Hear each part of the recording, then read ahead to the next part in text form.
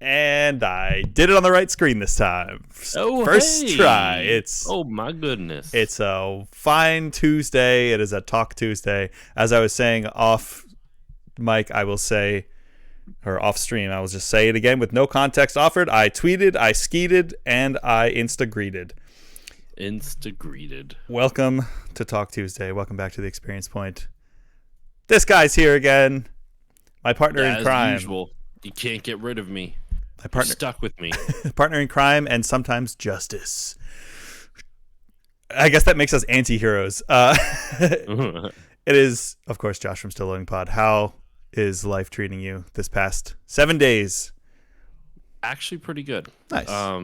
Yeah, really, like, there's stuff here and there. Like, there's stress that's been lingering over my head. Like, I'm not quite sure about, like, we're coming up to when we actually, our first, like, payments for the house. Like, we're gonna make our first house payment very soon, and there's a couple bills that we'll be paying for the first time. And so the anxiety, even though like we have money, we're not worried about like, can we pay it? It's just, oh god, this is like, it's starting, like shit's starting. We had 2 months of like not having to pay for shit, and now we're having to pay for shit. Yeah, so it's real now. It's just kind of, yeah, it's real now. So I think it's weighing on me a little bit. Yeah, I can tell by the beer.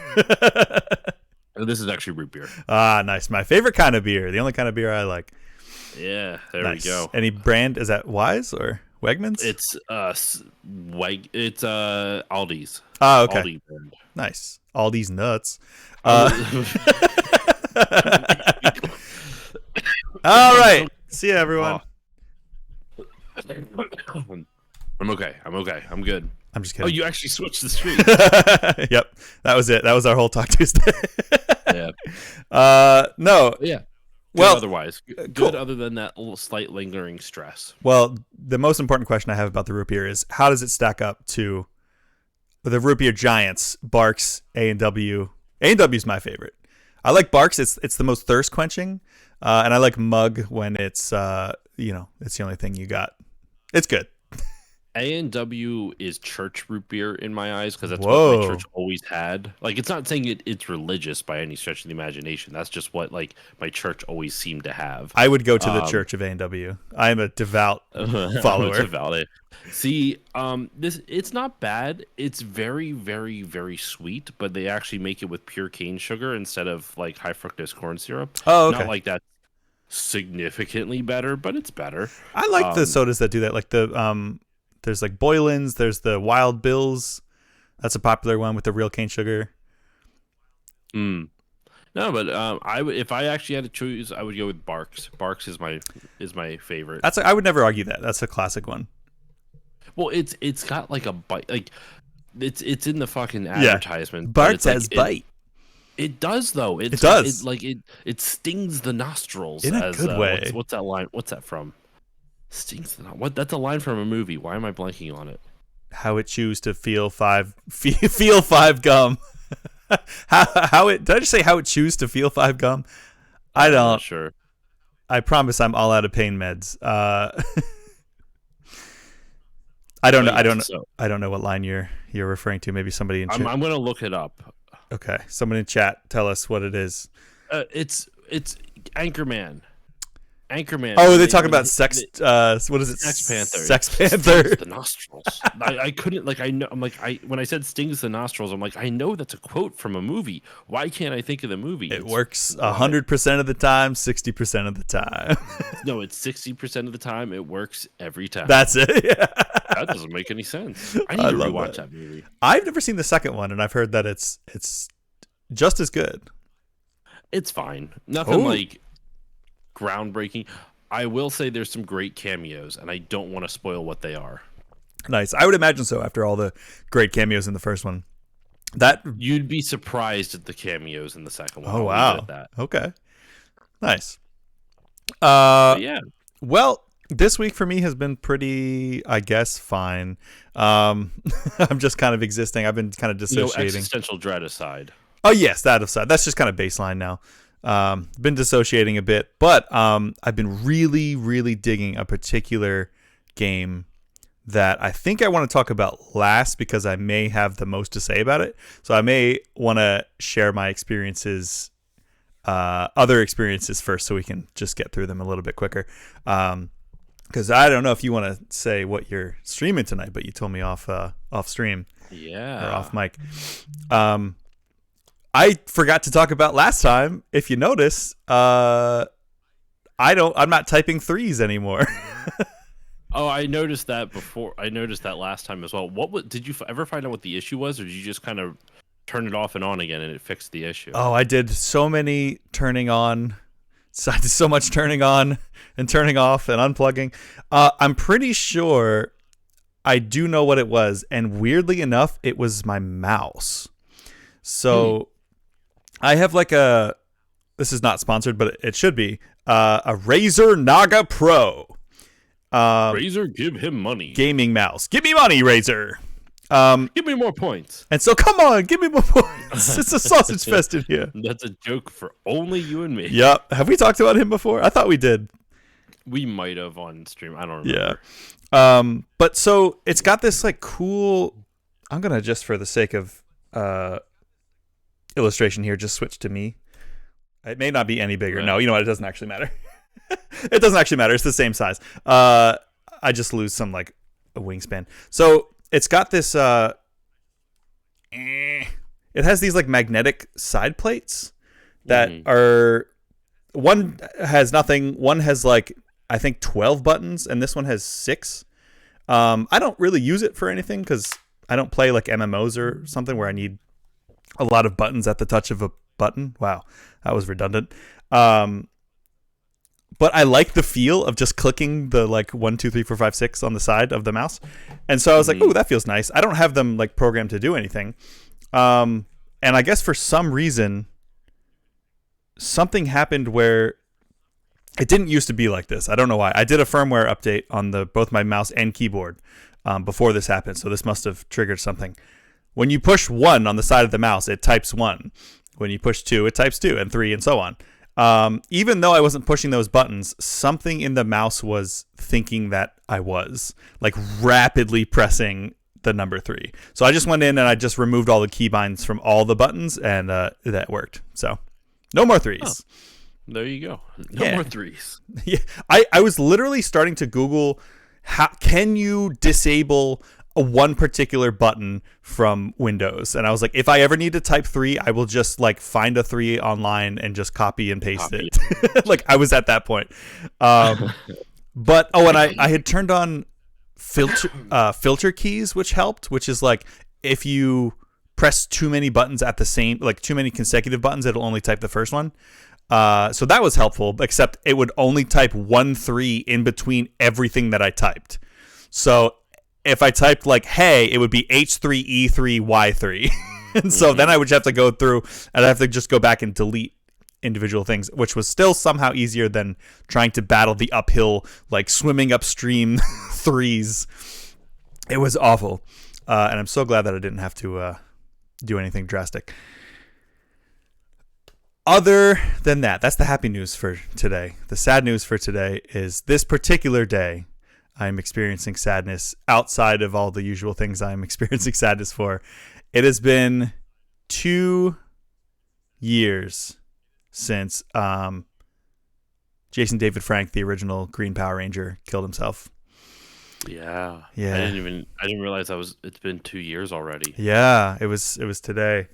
2 years ago. And I always get so sad. He's honestly one of my top saddest like celebrity deaths. Like Robin Williams will always be number 1, but I think he may be number 2. I just like it's hitting extra hard today because I think I was just like it was really hitting me like how much I looked up to him, and maybe not in terms of like his beliefs, but just his outlook on life and the scores of generation, like our generation like grew up with, looking up to the Power Rangers and the actors and just like how to be good people and, fight for injustice and all this stuff. And I was like, man, we really need some fighting for injustice right now. So I'm trying to like, embody his energy. I know he had some problematic viewpoints, but in general, Oh, I did think he? it was a net positive. He has said some slightly homophobic things in the past, and I mean, he's from Texas, so there's probably a slew of things that could be in there. Maybe a little racism too. But I've only seen specifically some less than ideal remarks about gay people. But yeah, it's still bums me out that he's gone. And the fact that like he took his own life in the same way of Robin Williams, it's just like that extra sad, like, God, like he was there for so many people. And like, I wonder just if in those moments, like he just really needed somebody, just like Robin Williams. Like he said something like I'm paraphrasing, but one of his quotes that always stuck with me was, like the people who make people laugh the most are often the ones who are hurting the most inside, and they make people laugh because they don't want anyone to feel the way that they do, and that just breaks my heart. But I miss them dearly. I miss Chris Farley. I miss Gene Wilder. I miss Kevin Conroy. We lost a lot of like greats in the last few years in particular, but just in general. I mean, it's just unfortunately, it's just going to keep happening like that. I The know. older we get, the more the parts of our childhood is going to pass away. Like, I lately my daughter has been watching Blue's Clues a lot, like OG Blue's Clues. Oh yeah, Steve. And Steve's like he's fine. He's good. Fun fact, actually, he grew up close to where we live. Funner fact, I dated one of his cousins. if you can kind of call it dating. Yeah, I don't know if I told you this story. Did I know this person that you dated? I don't think so. No, it's not who you're thinking of. No, this was I was 19, so I think it was a whole situation that never should have happened, to be honest, but I don't think we knew each other. No, because I hadn't gone to Montco yet. If you were at 19, yeah, we met like our second year of Montco. Yeah. Second or like third year. I think second year. Yeah. I think I was still going to. I wasn't at the. You probably shouldn't have said. I was just gonna say, it's fine. I don't live anywhere near it anymore, so. But yeah, so I've just been kind of bummed about that. I can keep going through things I've experienced, or you can pop one on. Up to you. Do you have anything happy? Because my next one is also kind of like Well, let's get the sad stuff out of the way. Okay. Let's not saying that we shouldn't give it like some type of credence or anything like that, but let's just talk about the sad stuff quick, Okay. and then we'll move on to some happier things. Okay. Did you catch, or I don't know if you ever were into this. Did you ever watch My Hero Academia? No.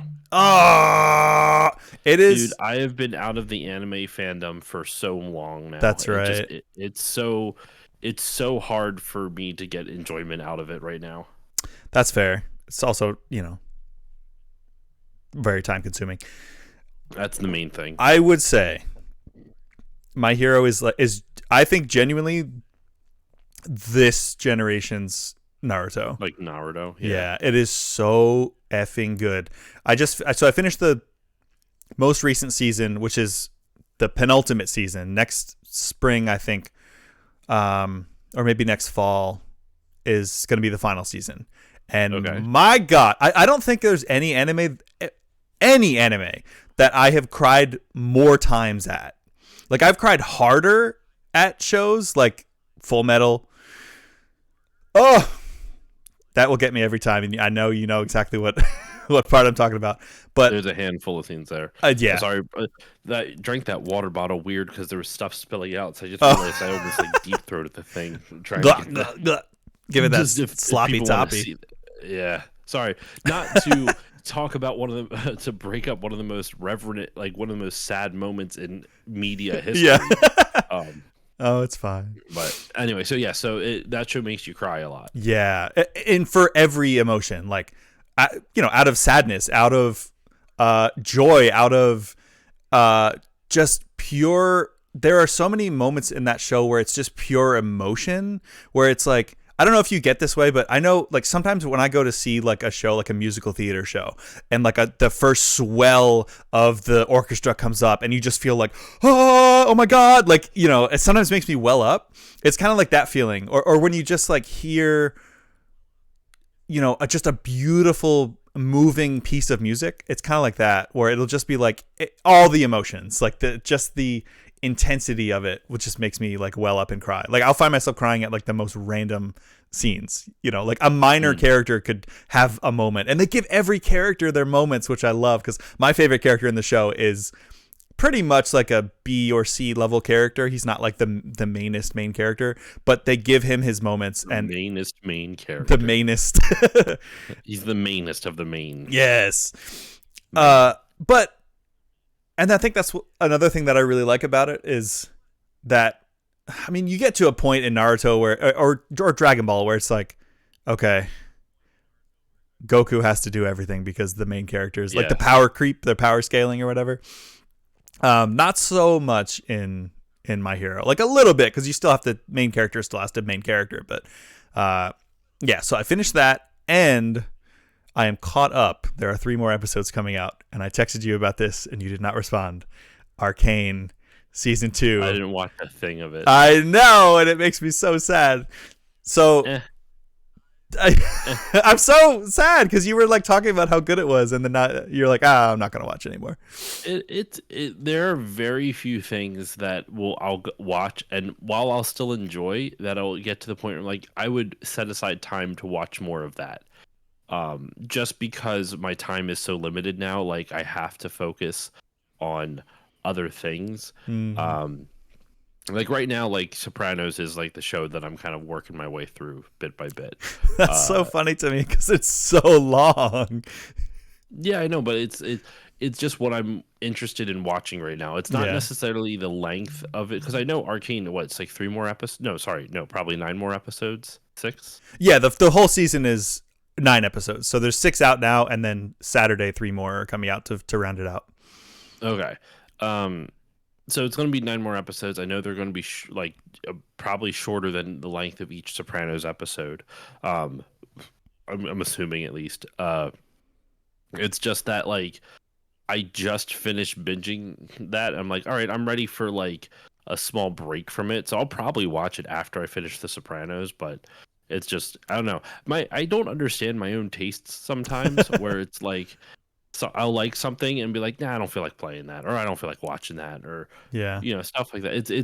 It's weird. I don't quite understand my own tastes in media sometimes, or like why I feel compelled to, like, what makes me obsessive over something where I have to finish it. Yeah, you know what I mean? Like I don't understand exactly what kind of revs my engine, as it will. What gets you going? Yeah, what gets me going? I feel that too. Like there are some things, like I own Horizon 2 now. I haven't touched it yet. Like same actually. I've played a little bit of it. I've probably logged about like 10 hours into it, but that's like nothing in a Horizon game. Right. I know, and like especially considering how much I loved the first one. Like I played that one to death and back, and I was so excited. One of my main reasons for wanting a PS5 in the first place, which again, I got to get rid of that current goal PS5 up there because I got it. New goal is buying Josh an electricity bill. New goal is, sir, I can't afford my own electricity. But yeah, so I feel that. However, oh my God, it's so good. It definitely is in my top 10 animated shows of all time, including anime. It may be in top 5. Like it's after us talking about the first season more than again. Over the Garden Wall. Yes. Okay. Yeah, and I love. I was kind of ragging on that last time. No, I know, but that should tell you, because of how much I love Over the Garden Wall, I still did not hesitate. Yes, it's better than Over the Garden Wall. Okay. For me, anyway. It's oh my God, it's so beautiful. It's only gotten prettier. It's only gotten more compelling, but also heartbreaking, just as heartbreaking as the first season. Like, oh my God.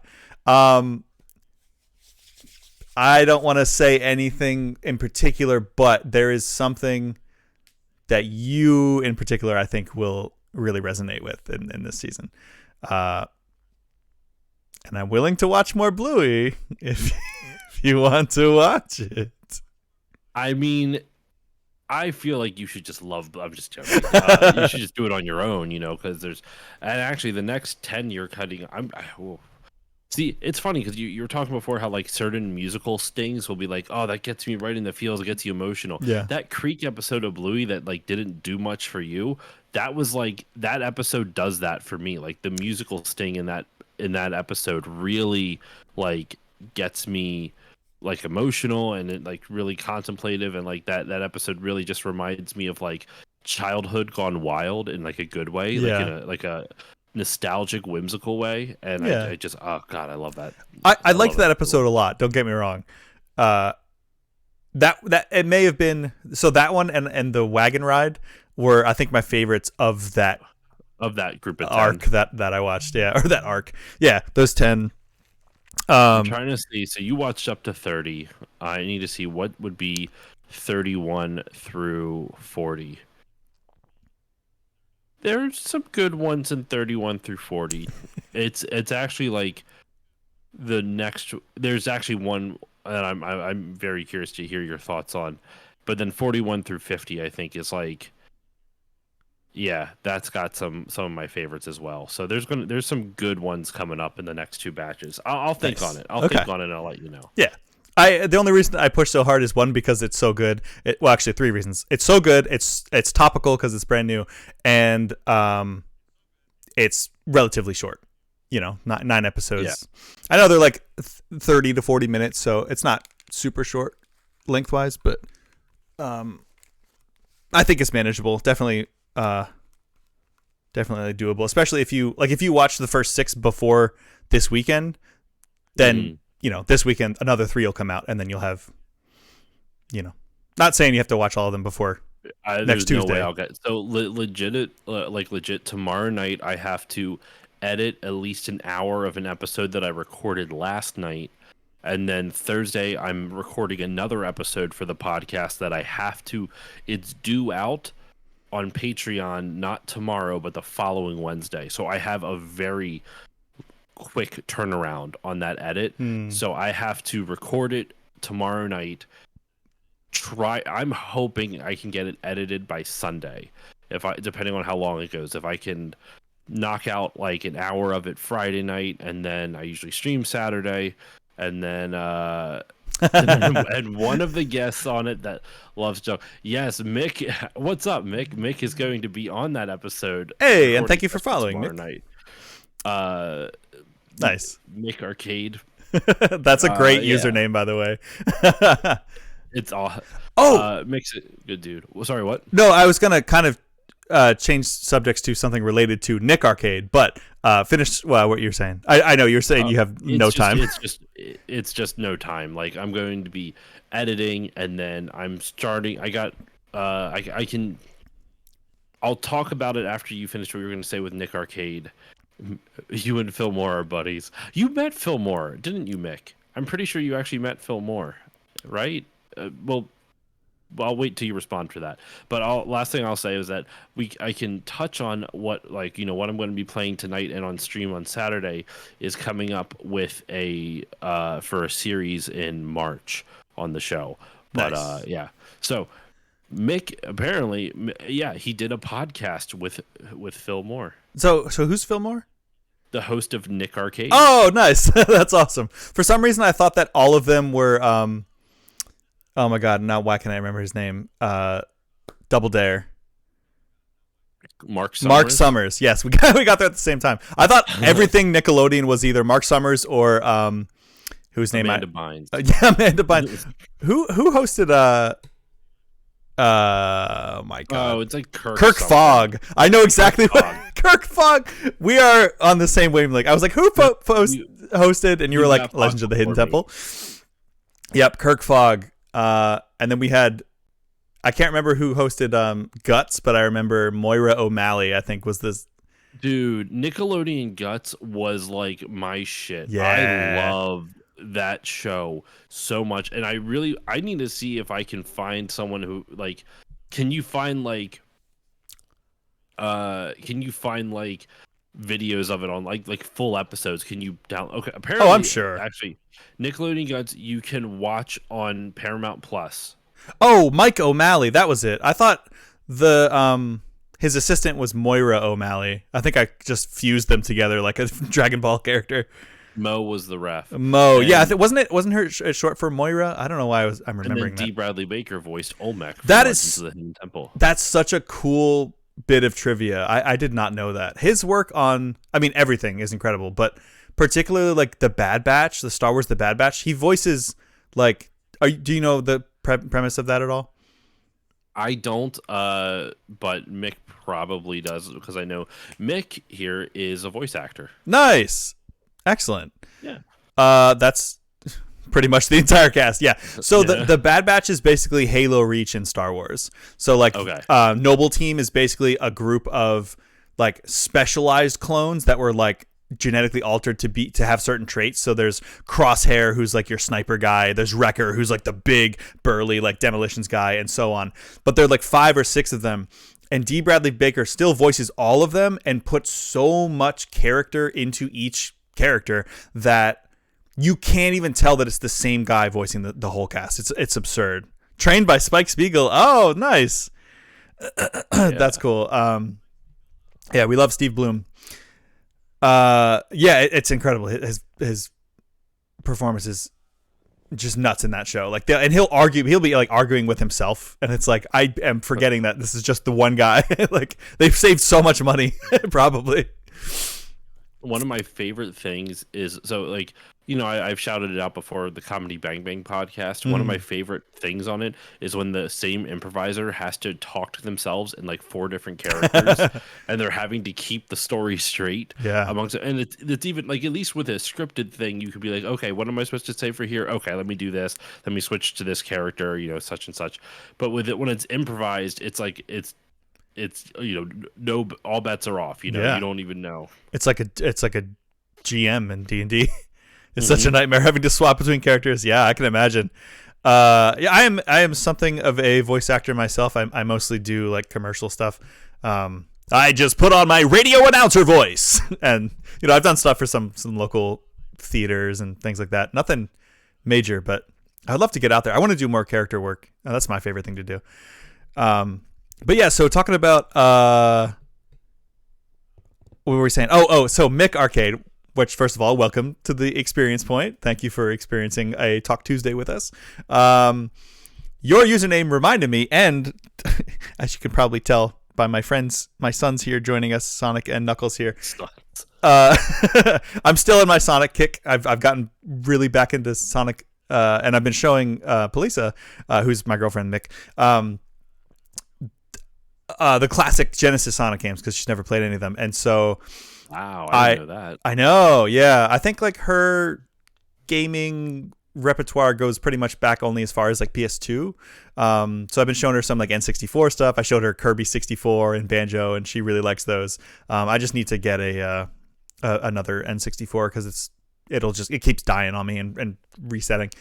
But yeah, so I have looked into some Sonic like fan versions of the original games. Like, there's a ton of fan games out there that are great, but like there's one like Sonic 2 Absolute or something, which is basically just, it's widescreen. You can just turn on like unlimited lives, and there's like little bonus mini games and stuff. There's action figure sets of Sonic and Target. Oh my god, yeah, the Jax. At Target. Yeah, I think the company's called Jax. They are so good. They have like Altered Beast ones. They have a Jet Set Radio one that I'm trying to find. Yeah. Streets of Rage. I know, and they're pretty cheap. They're like $5 or $10, and they're like pretty good quality. Your kid is not too young to justify it. And they will grow into it. Right, and I don't have kids, and I just bought these guys, so I'm the kid in this family. Right, yeah, I am the adult and the kid. But and so I think me deserves this. I do think me deserves this. But so one of the extra features that they added to this Sonic 2 Absolute is somebody either recreated or found the Nick Arcade Sonic 2 game that they would have the kids play, where it was like, I think you had to, it was like whoever could get more rings in a certain amount of time. I already buy him an obscene amount of TMNT figures that he can't play with yet. Yeah, that's fair. That, you can't buy him another toy line. Not with that attitude, you can't. Right, that's quitters talk. That's quitters talk, and we don't have quitters in this stream. You could always buy them for me, and I will hold on to them for you until they're old enough. Waters for quitters. Yeah. But yeah, I thought that was really cool. This I don't know if somebody found like the source code or if somebody just recreated it, but if you want to play Sonic 2 in some widescreen with some really cool features, definitely recommend Sonic 2 Absolute. And you can play the Nick Arcade Sonic 2 demo, which, or not really a demo, but you can play the Nick Arcade level of Sonic 2 on that, which is pretty cool. Mm-hmm. It's easier to introduce him to TMNT where Sonic is the harder thing. Really? I feel like Sonic aims a bit younger than TMNT, but not by a whole lot. Probably buy the Sonic stuff for myself. Yep, that's what I would do. I fully, wholeheartedly approve. I feel like either would be hard for a kid, just because platforming in Sonic, I think, is not so. How can I put this? I like the Sonic games. Platforming is not its strong suit. What I mean by that, like, Sonic gets by on like the fun of the speed and like the cool like level design, but like if you're like the Sonic the character moves, especially in the OG like 2D stuff, moves very clunkily, like slow to speed up. Though in 2 they fix that with the dash. Yeah. But even then, and they also use it as an attack, so it's not like you'll dash yourself into an attack, right, or like into getting hit. But like if you think about it, like at least in the first game, the first couple levels are all about speed, and as you go through it, though, you have a good night, Mick. Yeah, thanks, Mick. Thanks for stopping by, and thank you for the follow. I appreciate that. Hope to see you at another stream sometime. We do this every Tuesday. But when you get to the later stages of Sonic 1, they demand a lot more precise platforming, and it's a lot harder because Sonic doesn't control as well as like Mario. Yeah, that first one it's definitely tough to go back to without the spin dash. I need to play Sonic 2 all the way through because I've never beaten. I beat the original one using save states just because I did not feel like losing my lives and going back again. Especially like the final level's bullshit in that game. In the first one? Sonic 2 in the first one, yeah. The Sonic final boss or like the really last level leading up to it? Last level leading up to it, yes. And the final boss. It's bullshit. Oh, I think the final boss is one of the easiest of all of them.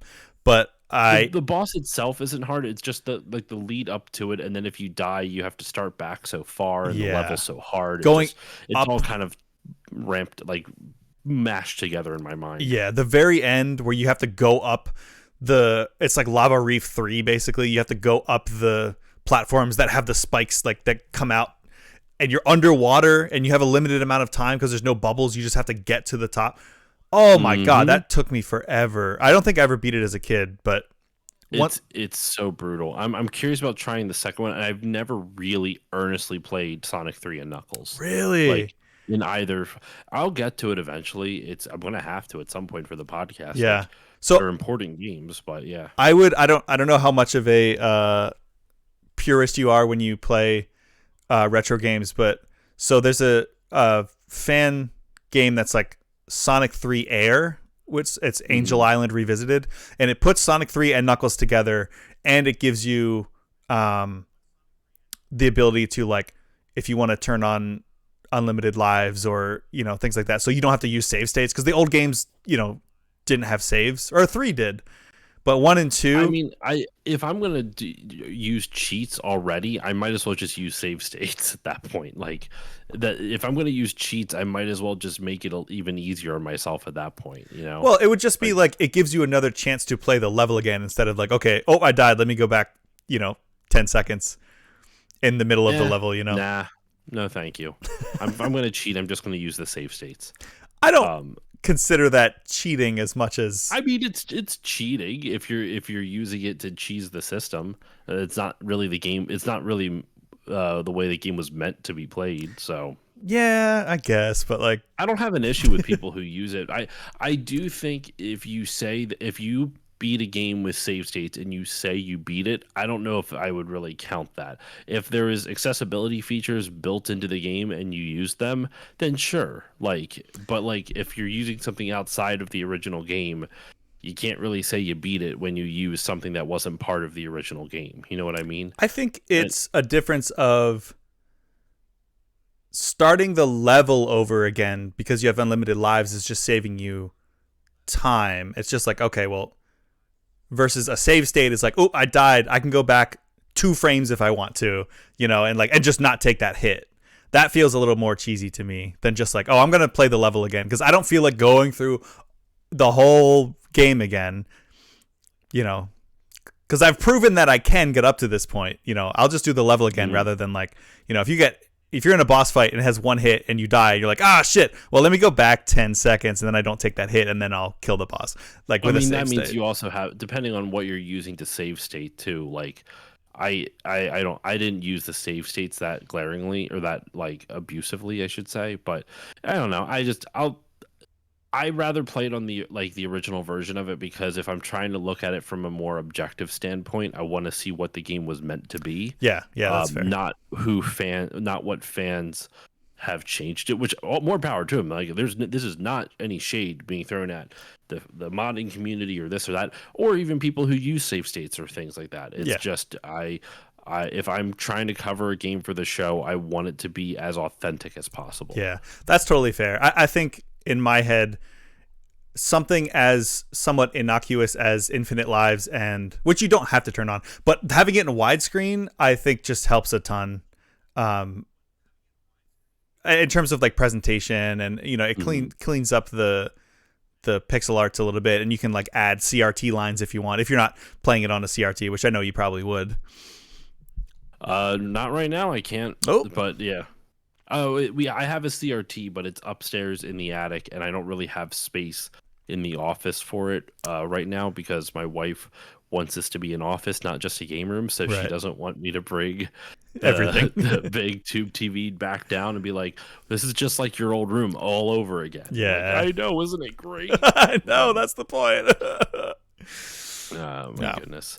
Well, no, I'll get around to it at some point. Yeah. So I really like, I held on for the longest time that 2 was the best one. And I realized it was only because it was nostalgia, because it was the first video game I ever had. I really do think that Sonic 3 and Knuckles, when you play them together and do the whole story like all at once, that's the definitive classic Sonic game to me. I think it's the best one. It's got the best music. I love the little pseudo cut scenes like in between the levels, and level transitions are great. Gameplay is toit like a toiger, and even graphically going from 2 to 3 is a pretty significant jump. Going from 1 to 3 is like you feel like you're jumping systems. It's so pretty. And it introduced my son. Not you, Sonic. It introduced my son, Knuckles. Since you like Sonic 3 and Knuckles, though, I would highly recommend, shout out to Retronauts. They did a 2-part series on Sonic 3 and Knuckles that I think collectively, I'm looking at the time, is over 4 hours long between the 2 parts. Like, they spend conservatively like an hour on like the first screen. What? It wasn't necessarily my favorite episode of theirs, but I can't deny the passion of it. And the 2 hosts of the episode, the host of the episode, Stuart Jipp, and then his guest on the episode, Dave Ballmer, are really, really passionate about it. And like the way Stuart describes things, like the way they read into like the world lore by what they see in the background is just really impressive to me. Yeah. So I think you'd enjoy those episodes. They're very long. It's very deep divey, but yeah, I like that. It's cool. So I think, and I especially think you would like it because it's not like, I enjoy a little bit more of like a dry approach to some things. Like I like a mixture of serious, educational bullshit, but also combined with a touch of nostalgia. And those episodes are much more nostalgia and feelings like the feelings that the game gives them, Yeah. versus a lot of history. And there's still history in it, but just the vibe from it. And actually, I'm so sorry. There's 3 parts to these episodes, Nice.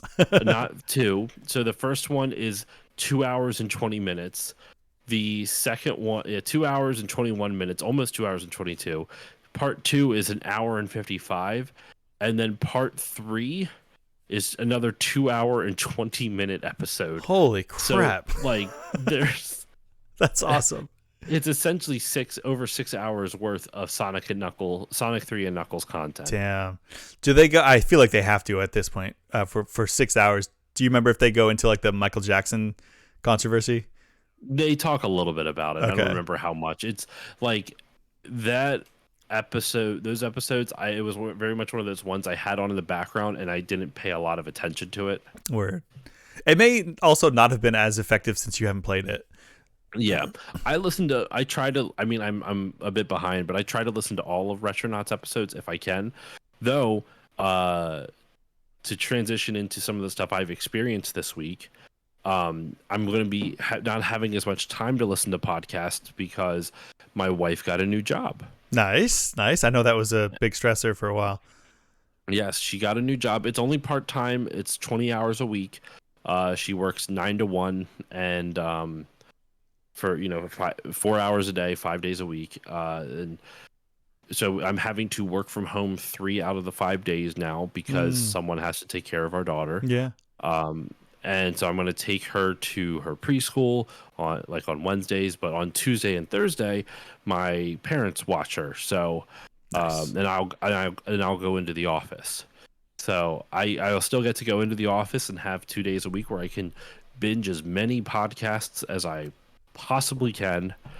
Nice. But other than that, I'm pretty much limited to listening only twice a week. So it's hard for me to catch up now, unfortunately. But yeah. So that was. Do you have anything else you want to talk about quick before I move into some of the stuff I've been experiencing this week? Yes, I have 2 quick things, and then I had my long one that I was kind of saving. Not long, but I imagine we'll talk about it depending on if you have played it or know anything about it. My 2 short ones are both Dragon Ball related. Amidst the PS5, I started playing Dragon Ball Sparking Zero, which is basically Tenkaichi 4. I don't know. Did you ever play any of those back in the day on the PS2? I played like the original Budokai. No, I didn't play Tenkaichi. I played Dragon Ball Z Budokai. Okay, that was like the more traditional one on like 2D fighting. So the Tenkaichi series were like essentially the Naruto Storm of Dragon Ball Z games. They're the ones that like actually make you feel like you're playing the show. Like you can fly around. I and Budokai like felt pretty. I don't know. I'm just not a fan of fighting games. It's just in general. Like I have like it's one of those things where I try playing it and then my eyes start rolling into the back of my head out of just I'm starting to fall asleep. Not listening to it. Just to be clear, I'm not talking about what you're talking about. Like, yeah. But like if I start trying to play it, I'm like, okay, it's just a fighting game. Well, so I would definitely. That's Budokai for me because I played that as a kid too, and I was like, okay, it's Street Fighter with Dragon Ball characters. Like, okay, that's fine. And then Tenkaichi came out, and it was like now you can fly around, you can like punch people through buildings and rocks and stuff, and you can beam clash. One of the coolest things is if you both do like a Kamehameha or whatever at each other, it'll go into this cool ass cutscene where it's like both the beams are coming to clash, or like 2 spirit bombs, and it's like they're coming to clash, and you have to like mash the buttons faster or like time your button presses to a certain like rhythm to build up your power and like try to tug of war beat the other person. It's super sick, and it has like I don't even know 180 characters or whatever at this point because they all pretty much play the same. They just have different special moves and stuff. But it's really cool getting back into the last Tenkaichi game was on the Wii, so It's been a long ass time. It has been a while. Holy shit! So it plays great. It looks great. It's very very pretty. Takes full advantage of the PS5 hardware while still making it feel like an anime. And it's great. Not a whole lot else to say about it. I've just been loving it, and it's a lot of fun and very nostalgic. The other thing I started watching is Dragon Ball Daima, which is the newest season, and it's the newest series, and it's the last thing that Toriyama worked on. Okay. And because of this, and I don't know if he knew he was going to die or what, but like it basically feels like a return to form. Like basically everyone in the like all the Z fighters get turned into little kids. So not just Goku. Like in GT, Goku gets turned into a kid. And this one it's like Goku, Vegeta, Piccolo, Krillin, even Master Roshi is turned into a child.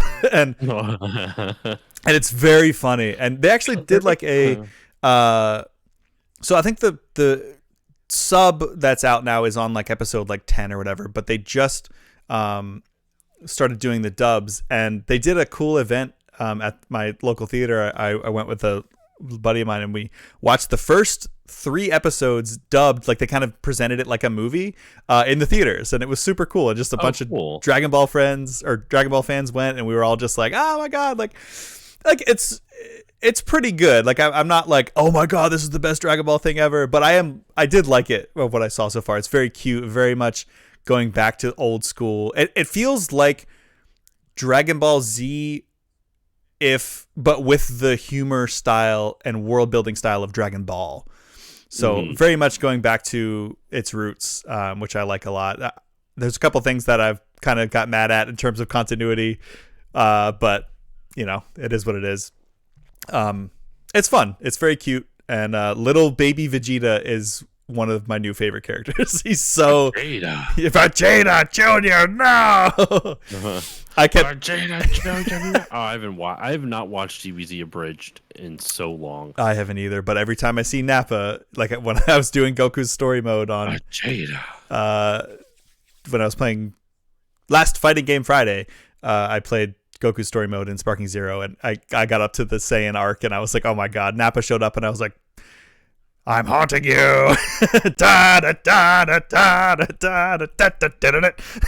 I need to so I used to I remember I actually only watched up to like episode 10 of that, and then I never watched anything afterwards. Same. And there's so much out there now. Like my brothers Mike and Matt love DBZ Abridged and watched a ton of it. But yeah, all right, so that's cool. So you watched Dragon Ball Daima. Yeah. Daima. Yeah. And there's a lot. Last thing I'll say about that I do really appreciate is there's a lot of connections to, like they connect. So like Piccolo, King Piccolo from Dragon Ball, Piccolo's father, so to speak. They say that he's like a demon from like the demon realm.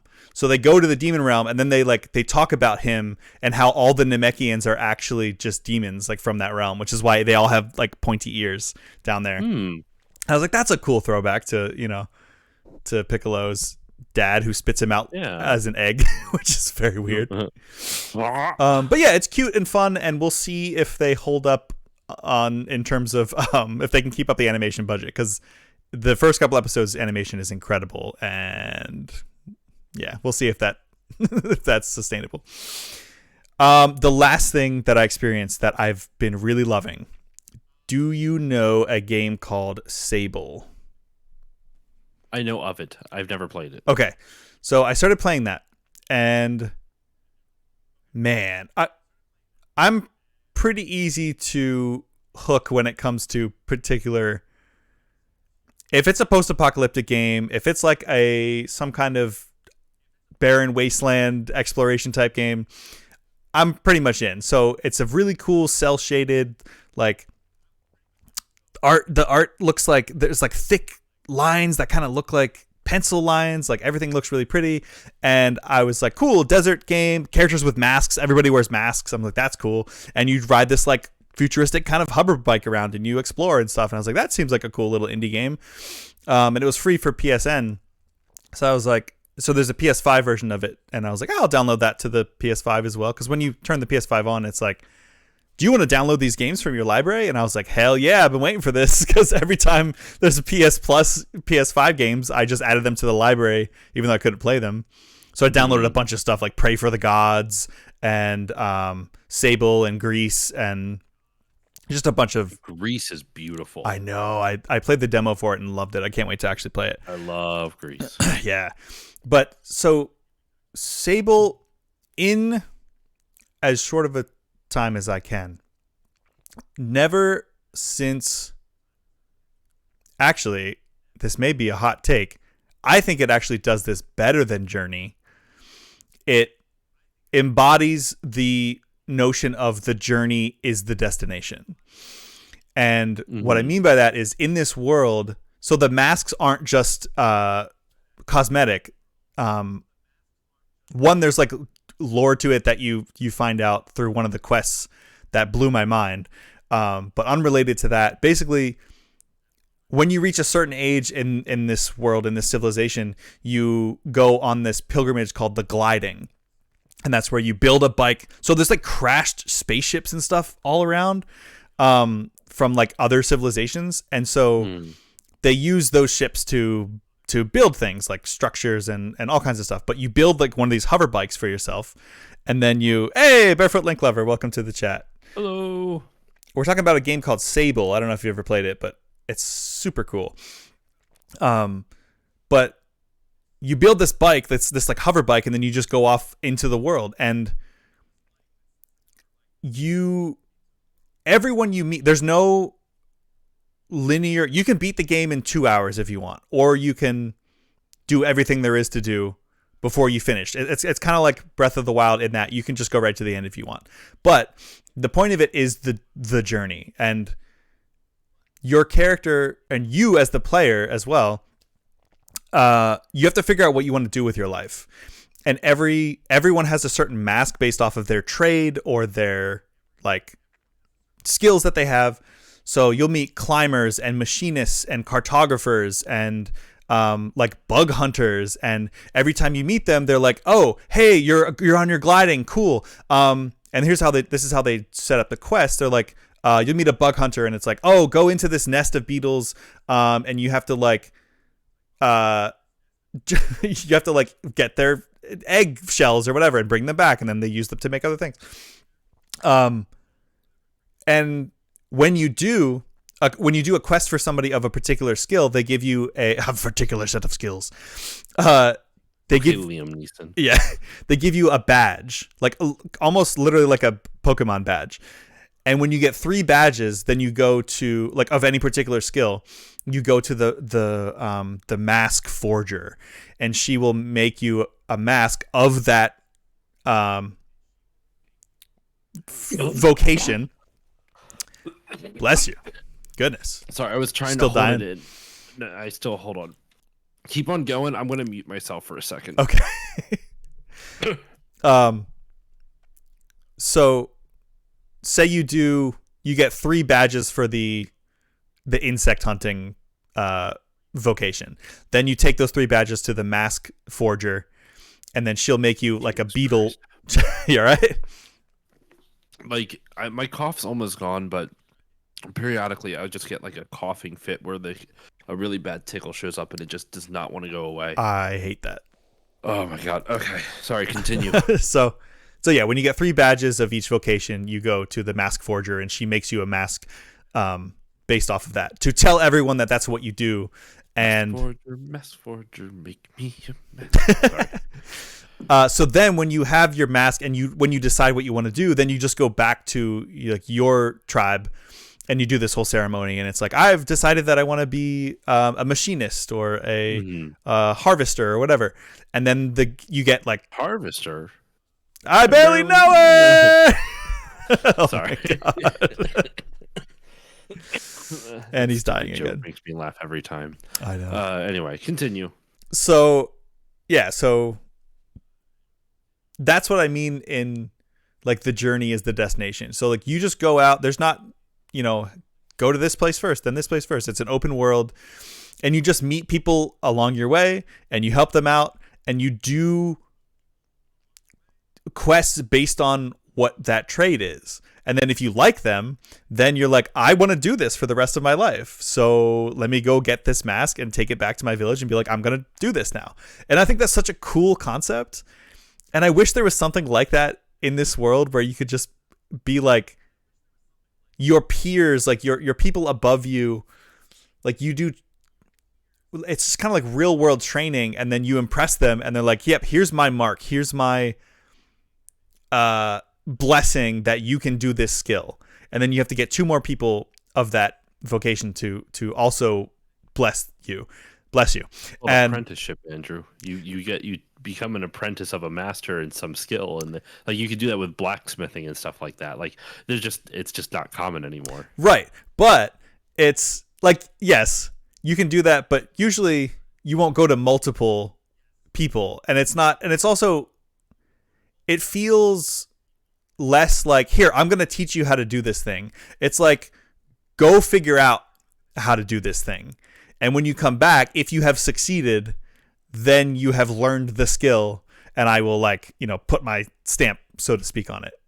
It's not like taking them under your wing, so to speak, which in the real world, like, yeah, that's what you need. You need somebody to, like, teach you these things. But in the video game world, it's like, so I think what I'm going to go with is the cartographer, because in order to get the cartographer's badges, you have to find the cartographer balloons who are, like, way, way up in the, like, they're on top of, like, these huge structures and stuff. So you have to climb up the structures or figure out how to, like, jump from one cliff to another. And when you get up there, because they're high up, so they have to look down on the earth and draw the maps and stuff.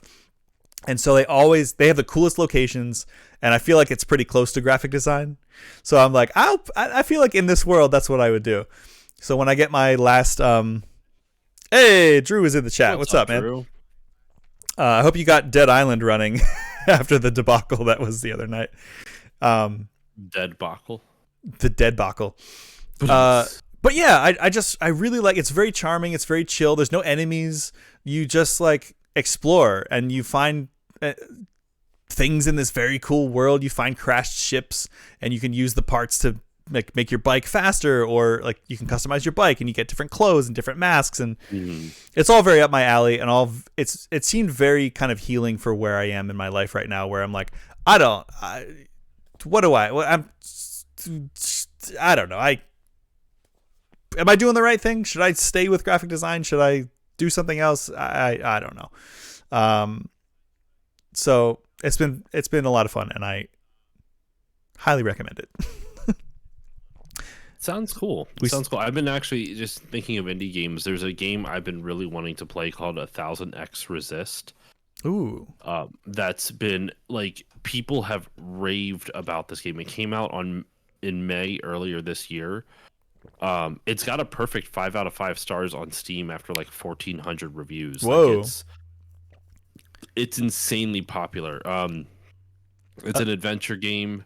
I don't know much about it. It's just an adventure game, and, like, just, like, the artwork. Hold on, I'll send it to you in our Discord chat just so you can see what I'm talking about. I know you can't really bring it up on stream easily. But, like, that's, like, some of the artwork for, like, the posters and stuff like that. I can do it on my phone. Like, I have no idea what it's about, but I've heard nothing but rave reviews about it from a lot of people.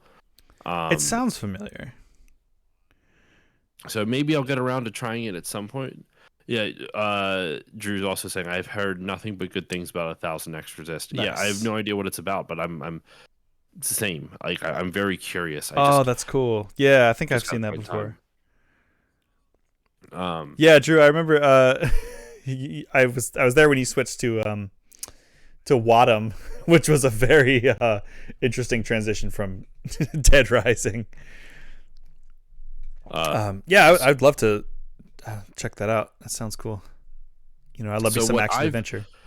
I don't have a lot of time because I do actually want to try to stream tonight. Yeah. I've been kind of pushing it off the last couple times. I am prepping for Mario Month in March of next year. Every year on the podcast, I do Mario Month, and I pick a theme. Last year it was all Mario Kart games. Nice. I did a bunch of Mario Kart games, and I'm not a big Mario Kart fan, actually. Huh. Like, I don't really find. What? Sorry. I was gonna say, which one did you end up liking the most? DS. Oh, that's a great one. Good pick. I liked Mario Kart DS the most. 64 for me. It'll always be 64. 64, I think people have too much nostalgia blinders on. It's fine. No, I love it. I love it so much. Because of the fine. mechanics, not just because of the nostalgia. It is definitely a lot of nostalgia. Are okay too. I don't know. I 64 is fine. Nothing like necessarily against it. Just nothing where I was like, yes, I love it. Double Dash is a close second. Didn't Mario Month just happen? Where the fuck did the year go? I know, right? To be fair, Drew, Mario Month isn't until March, so there still is like 5 months. There's the rest of November, December, January, and February. There's 3 full months, 3.5 months until Mario Month is officially like here. So there's still a lot of time until Mario Month, but the reason I'm doing it so early is I'm covering, or at least I'm attempting to, Mario RPG games. And that's going to be a tall order. That's a time sink, for sure. It is definitely a time sink. My goal is, so what I'm covering, there's 5 games that are going to be covered. I haven't announced this at all, so this is kind of staying on the Twitch stream, and I'll do a full announcement on Discord once I get a little bit farther along. But I'm covering Super Mario RPG. I'm covering Paper Mario. I'm covering Mario and Luigi Superstar Saga. Okay. I'm covering Bowser's Paper Inside Mario. Story? Not Bowser. That's too far down. Ah, I love that one. Paper Mario 1000-Year Door, and then Mario and Luigi Partners in Time. Okay. So those are the 5 games that I'm covering for it. But like most of those games, they're not like outrageously long, but they are still kind of long. Much longer than just playing the regular games. Yes. So with that said, this is what I've been experiencing this week. Hey, nice. I've been experiencing the Switch remake of Super Mario RPG. Excellent. And I am so close to finishing it. Nice. I got it a week ago. I got it on Thursday last week. Nice. It's only like a 12-hour game, so I can play it during my downtime. So my plan is, as wild as this sounds, so once I beat Super Mario RPG, I'm going to switch over to Paper Mario, which I'm starting tonight. Once we finish Talk Tuesday, I have it all set up on my Switch to play a Switch Online. And then I will be playing probably Paper Mario on my Twitch streams at least twice a week, maybe more. Maybe I'll stream some more often when I'm playing it. I'm not editing. And then while I'm at my lunch breaks at work, I have an original Game Boy Advance copy of Superstar Saga. Nice. And I have a GBA. So I'm going to bring that to work, and I'm going to play through it on my Game Boy Advance SP. Nice. And try to work my way through that. Fun. It was cool though when I bought the new copy of Super Mario RPG from GameStop. I know GameStop, but it was on the way. Yeah. They actually had little pins. Oh, cool. That came with it. Like, nice. Cute little ones. I thought that was really cool. I wonder if they were like a pre-order bonus or something. I guess so. I mean, I'm amazed they still, because this game came out a year ago. Has it been that long? Wow. It's been that long. Huh. So I was very pleasantly surprised that I could still get it. Somebody said, I saw this post about the Game Boy Advance SP, and it was like, I loved the flip phone design of the Game Boy Advance SP because if you were losing in Pokemon, you could just hang up on it. Except that didn't work still. It wouldn't pause the software. I know. But it still was that tactile sensation of like, fuck you. What is it though? So yeah, that's what I've been experiencing, and I wrote down something, and this is like spoiler alert for whenever I record the episode. I fucking love this game. It is nice. So there's no nostalgia behind this too either, right? Because you never played the original. I beat it for the first time maybe 6 years ago, like in 2015. So like I was already like, in my 20s. There's not like formative gaming Josh here. Yeah. Like I might have been in it actually in my in like my mid to late 20s or so. You know what's weird? Like I do get nostalgia from it, even though I've never touched it in my life. It's just something. Misplaced nostalgia is what I is to steal it from Retronauts. Steal a term from Retronauts. Misplaced nostalgia. Yeah, that's totally Feeling what it is. nostalgic for something you never personally experienced. Yeah. I've never played any of the Paper Marios either. Like that's such a gap in my gaming experience. Same, man. Really? I am a little worried because the last time I did like a big RPG binge, it was all Dragon Quest stuff. Right. And by the end of it, I was like, "Fuck Dragon Quest! This is stupid."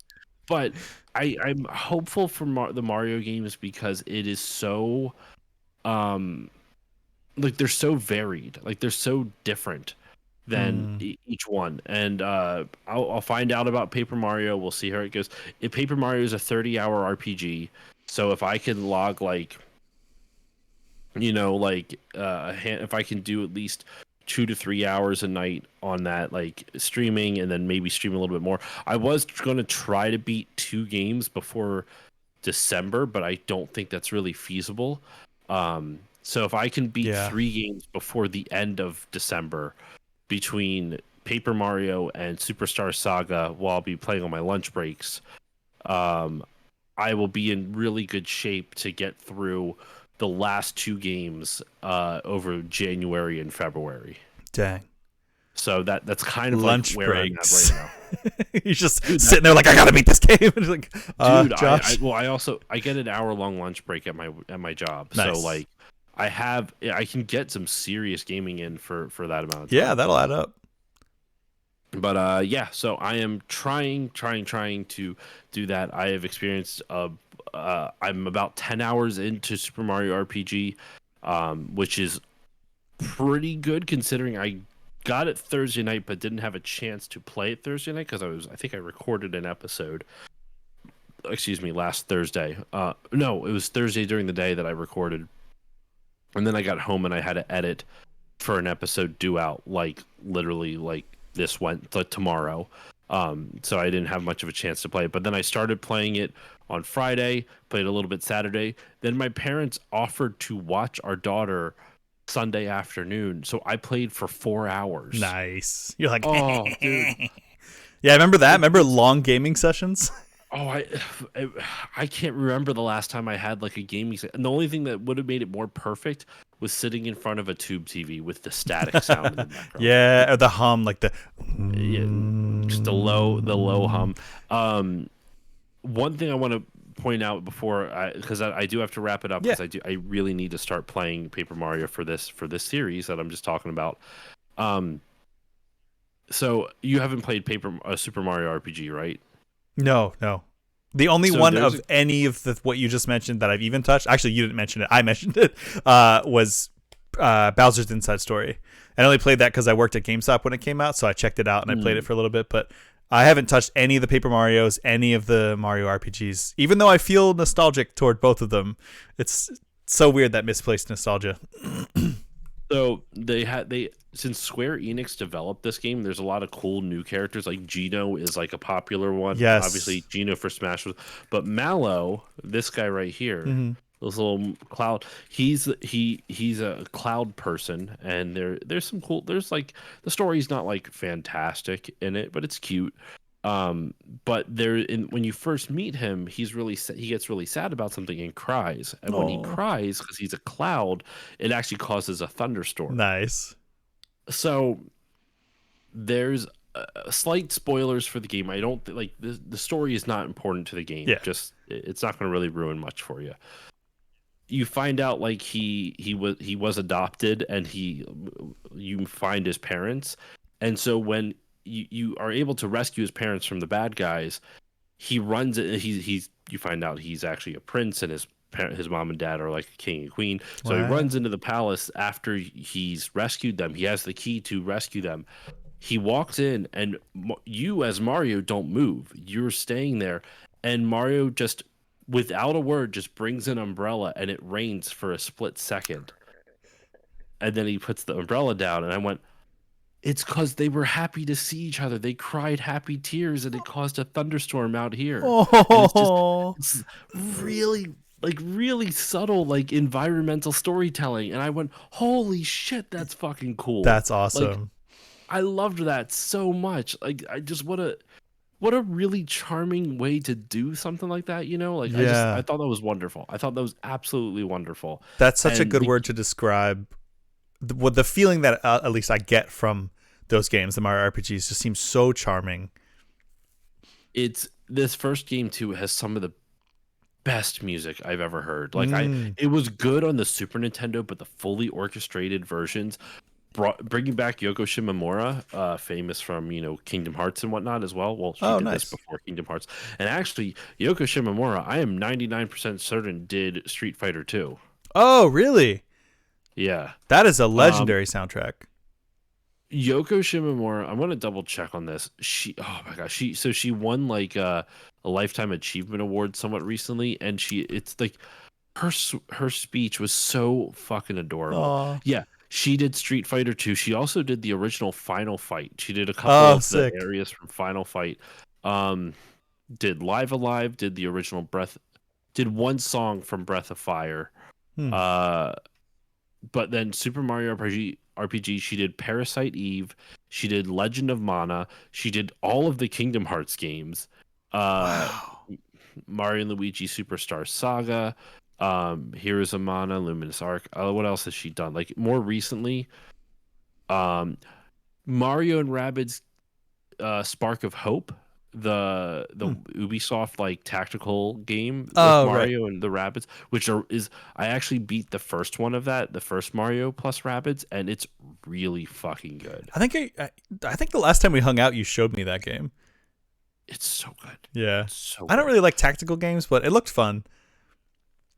But yeah, so Yoko Shimomura is a fucking like monster in the industry. She is Yeah. wonderful, and she is just so stinking adorable. Just like, see, like how like she's affable. That's the I best way I think can describe it. affable. Good word. Affable.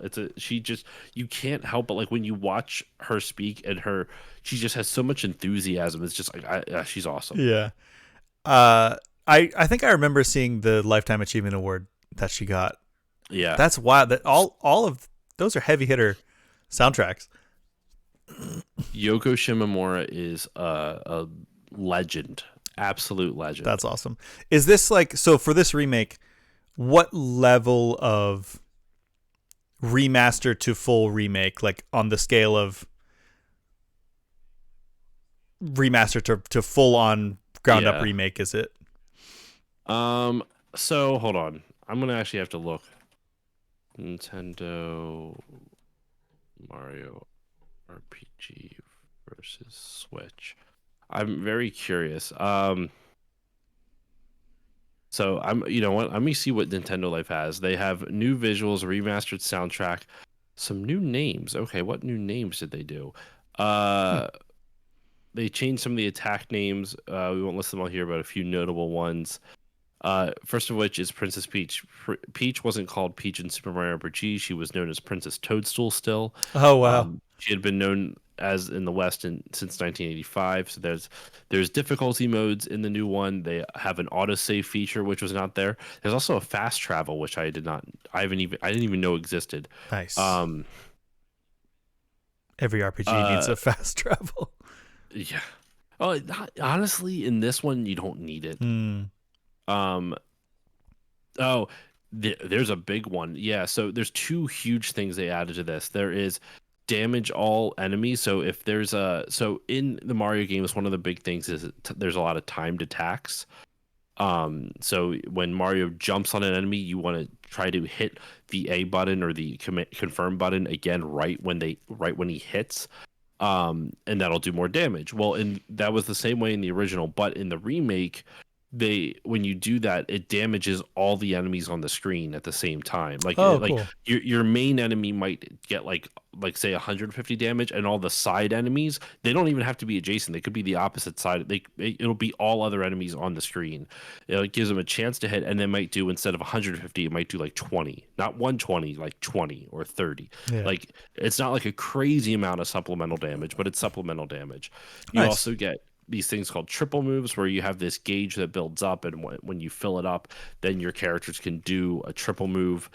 which is really cool, and it encourages you to kind of like what they do in Chrono Trigger, where you have different like when you once you there's techs in Chrono Trigger, and when you have three characters together and they level up with each other for a while, they get different techs, and you can do a triple tech, which is like something all three characters do at the same time, and Yeah, it's those really moves are cool. so rad.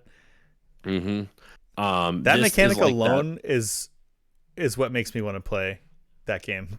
Have you never played Chrono Trigger? I have played it on um the when the DS remake came out. Or not even a remake, it was a straight port. But I couldn't really get into it. It's old JRPGs, I don't know. It's hard for me to get into them if I didn't play them as a kid. I feel like, I know this is blasphemy, but I feel like a lot of them are very samey. But the design, the art design, the music, and the team up attacks in Chrono Trigger just seems so sick. And I've heard the story is great. But gameplay wise, I couldn't really get into it. I wanted to give it a better shot. If it gets remade, or like even just like a remaster, I'd probably play it. But if it gets a full on remake, I am there day one, because I know it's a game I need to play. Story in Chrono Trigger is okay. It's not awful. Like there's much worse in RPGs. Drew might be coming for you now. That's his favorite game.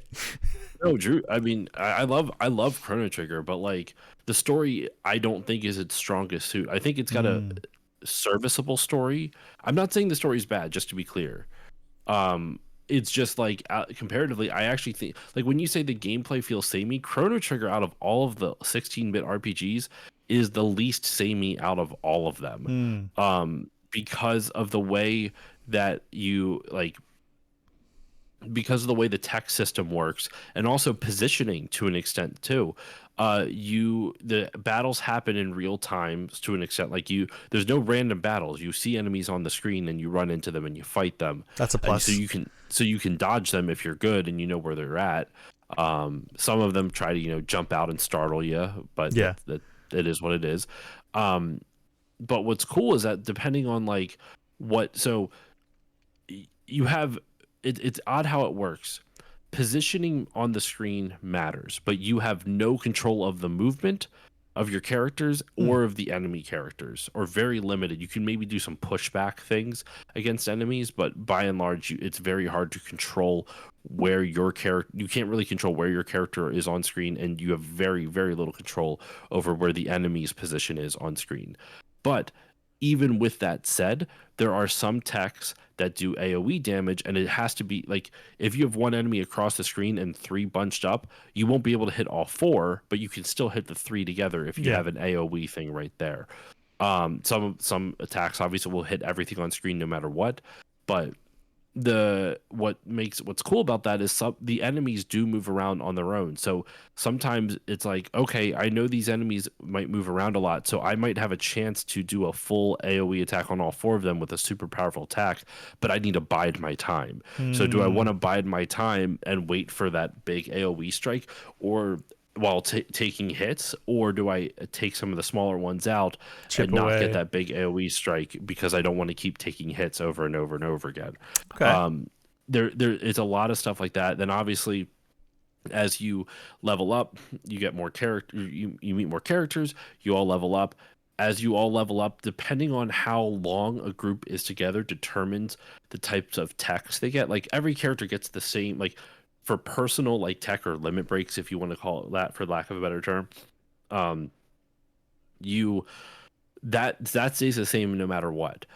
But you unlock dual techs and triple techs depending on which characters you have in your party and how long they play together with each other. That's cool. So it encourages you to experiment with different players. Like, it encourages you to replay the game with different different party combinations, because you will get completely new techs than you play, because it's very hard to like do it all in one playthrough without just grinding for hours. Right.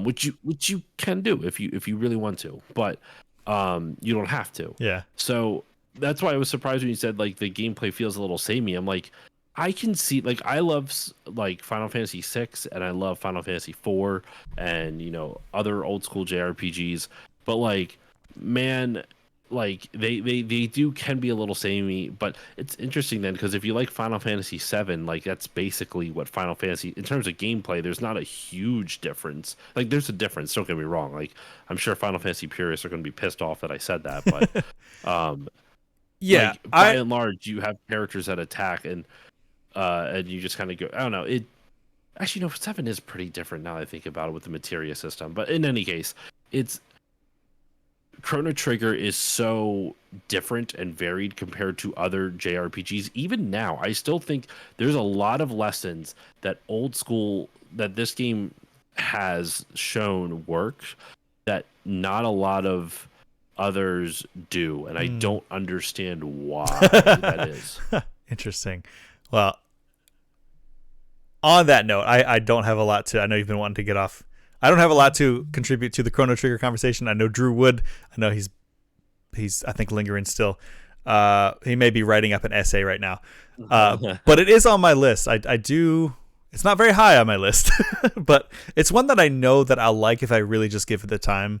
I think I've honestly have just kind of phased out of old school RPGs. There it is. Really? Yay, Chrono Trigger. I think I do want to go back and play Chrono Trigger. I do want to go back and play Final Fantasy VI purely because of the world. But I don't know. Like when a turn-based RPG comes out nowadays, I'm just not really into it. Or I don't find myself wanting to go back and play old turn-based RPGs, even if I know I'll probably like them. Like I've never played Final Fantasy IX. I played a tiny bit of 8 and didn't really like it. But I'm not really. I hate to say it. I think I'd more prefer action adventure games. So like when Final Fantasy VII Remake came out, I was like, hell yeah, it's an action game. Or Final Fantasy 16, which I can finally play now. People were like, yeah, it plays like Devil May Cry. I'm like, fuck yeah, I'm in. If they were like, yeah, it plays like, if it's it's a game that comes out like Octopath Traveler, for instance, that came out and I was like, snooze. And people were like, dude, the story is so good, the characters are awesome, and I was like, snooze. It's an old. I can understand that though because I liked Octopath Traveler, but the differences are very subtle. The base gameplay, it's a menu based system. Yeah, that's what it is. And if you don't like menu based games, it's not going to be for you. It's just a hard hurdle for me to get over. Everything else has to like really wow me to get me in. Like something about the world or the characters or the other mechanics has to really pull me in. Yeah, I could see that. I think you'd enjoy Chrono Trigger at least. I think you could get around that just because the gameplay is varied enough. I think. I loved Earthbound. I played that in the last couple of years and I loved it. I know you hated it. Really? Yeah. See, Earthbound, I found it wasn't bad. Actually, I liked Earthbound. Talk about things I wish that game developers would still do or learn. When you get powered up enough, you can just walk into enemies and they just die. You don't my god! Battle screen. I loved that. It's so nice. It's so nice. Oh, Drew's heading out. No worries, problem, man. Now I got to flip a coin to see who I'm gonna raid, you or Josh. I see how it is. But anyway, I do need to start my stream. Yes. Yeah. So Earthbound and Mother 3 actually beat last year, which I like too. But I didn't like it as much as Earthbound. I didn't like playing it as much as I liked the first Earthbound. Actually, I didn't like anything about it more than I liked Earthbound. But I did like it. The music was great. Music is great in all Mother three. Mother 3 is a bit polarizing. Yeah. Mother 3 is a bit polarizing. I found it kind of hard to push through. I could see that. Not as much as I could not beat Mother 1. I was like, this is too old. It's too grueling and grindy. I'm dying right away. I'm just going to watch a playthrough of it, and then I will listen to the soundtrack all the time because it's great. But with that, I will let you go, and let me know if you want to watch more Arcane, and I'll watch more Bluey. There's only 6 episodes. I don't have time for it. I don't have time. I mean, Sopranos is really long and not relevant. I'm not even going to be watching Sopranos. What do you mean it's not relevant? I don't think it's very relevant anymore. When did that first come out? Real talk though, there was a Sopranos Renaissance like a year ago, where a lot of leftists were using it to like for like memes because they found it like relatable in some way, shape, or form. I Really? forget. Yeah, I don't remember what it was exactly. I just remember there was a lot of people being like, "Wow, that's interesting." Have you ever Huh. watched it? No, never. The premise is a gangster, mobster, Tony Tony Soprano, Soprano. Italian mafia, Tony Soprano, who goes to therapy. Oh, nice. That's and like dealing with the toxic masculinity, where he's like, "Well, I can't tell anybody I go to therapy. Now they're gonna think I can't lead the team," type of Right. thing. You know what I mean? And just kind of dealing with that and how he kind of navigates that. And yeah, don't get me wrong, it's from the '90s, so there's definitely going to be problematic stuff in it Yeah. because it's the '90s. But like, it honestly, I was very surprised. I enjoyed the hell out of it. Wow. The Sopranosance is real. Sopranos. But anyway, yeah, I gotta get going though. Sounds good. Enjoy. So, You're playing? Are you just continuing your playthrough of Mario I RPG am tonight? starting a play. Oh no, I'm going to play Paper Mario on stream, Ah, okay, nice. and Paper I'm going Mario. to play Super Mario RPG off stream because The- I'm almost done the game anyway. So the N64 one you're playing tonight for the very first time? yes, yes. Very cool. I hope you enjoy it. I will either raid you or Drew, depending on how the flip of the coin goes. We will see. I see how it is. The person who gave you an hour and a half, I'm just fucking with you.